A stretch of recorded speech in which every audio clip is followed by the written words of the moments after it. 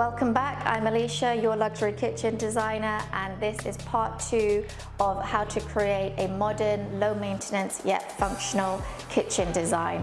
I'll link part 1 here if you haven't watched that already, and let's just get straight into the video.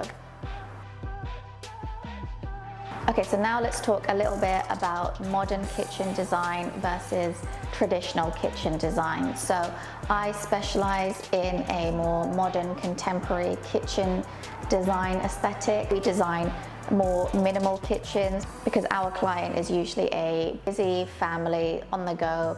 They want something that's easy to clean, low maintenance, and functional. So one way to have a modern kitchen is to have a handleless kitchen. So by removing the handles from the kitchen, you have a more streamlined kitchen, less areas for your eye to be kind of distracted by, and it creates a more minimal look to your kitchen. You can have kind of a combination. You can have handles in a handleless kitchen. Sometimes what I like to do is to have a handleless kitchen, but put some discrete handles on, say, the fridge and the freezer, just because these two appliances have a strong seal, and if you have weak wrists or young children, then sometimes pulling on a handleless fridge door can kind of irritate your wrists or just be too strong for a child to open. You want your children to be able to open the fridge.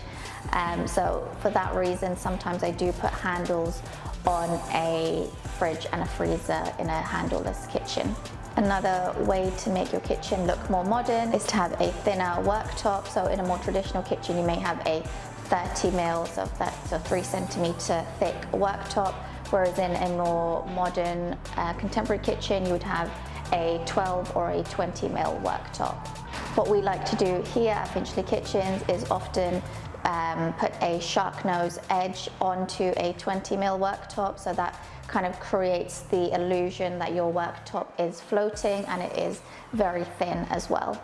However, if you prefer a shaker kitchen but you still want it to be a little bit more modern, then what I would say is opt for what we call a modern shaker. So that is what we've done in this kitchen that I just showed you earlier, and it's to have a shaker door but with a thinner frame as opposed to a thick border around your door, and then removing the wood grain as well, so it would be a lacquered shaker door, and I think that's a really nice way to have the best of both worlds as well. Wondering what a traditional shaker kitchen looks like? Here is one just so you can compare. So you can see it does have the wood grain, and it does have a thicker border as well.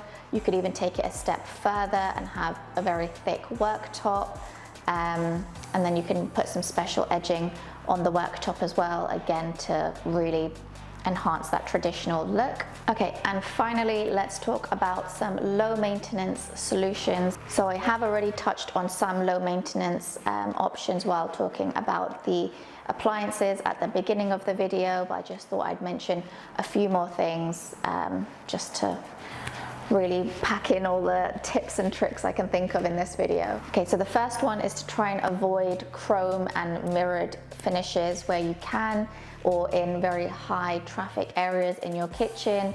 I do like to add, I do really like the look of a mirrored splashback, but I always remind my clients that you will then be wiping down that mirror constantly if it's, say, behind your hob, because you will get splatters from your cooking, or if it's behind a tap as well, you will get watermarks.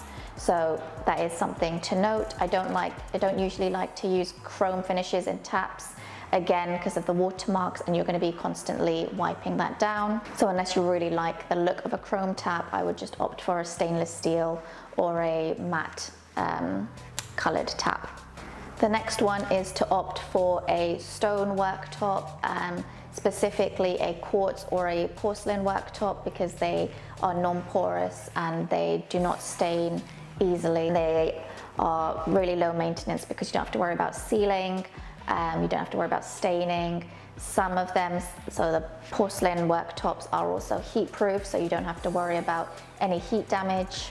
And next, still talking about the worktop, the same stone material that you've used for your worktop as your splashback as well. So it's the same thing that we've done behind me here. So it's easier to wipe down your kitchen after you've been cleaning. Whereas if you had, say, a glass or a tile or a mirror as your splashback, those are usually thinner than your worktop. Then you have a little step back in depth, which creates more edges and crevices to be cleaning. And also worktops are just easier to wipe down, let's be honest, than a glass or a mirror. The next one is to opt for an induction hob over a gas hob. I know there are some people that just cannot let go of their gas hobs, completely understand, but before you make that decision, I suggest to really look into induction hobs because they have come a very long way and you can do almost all types of cooking on induction hobs these days. But the great thing about them as opposed to a gas hob is that they're a lot easier to clean. You don't have any chunky kind of cast iron pan stands, and they also cool down very quickly, so you're not so you can eat and clean up the kitchen really quickly and then be done with the cleaning for the rest of the evening after dinner, for example. Next one is to have a self-cleaning oven. I mean, it's pretty self-explanatory. It just reduces on the kind of elbow grease that you have to put in to clean your oven. You can just set your oven to the cleaning function and let it do its thing.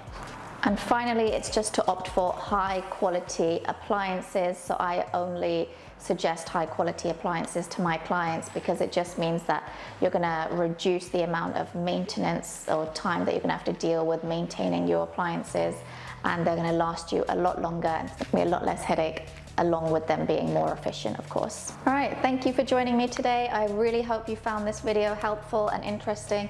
If you did, please give it a thumbs up and subscribe to the channel for more kitchen design tips and inspiration, and I'll see you in the next one. That one.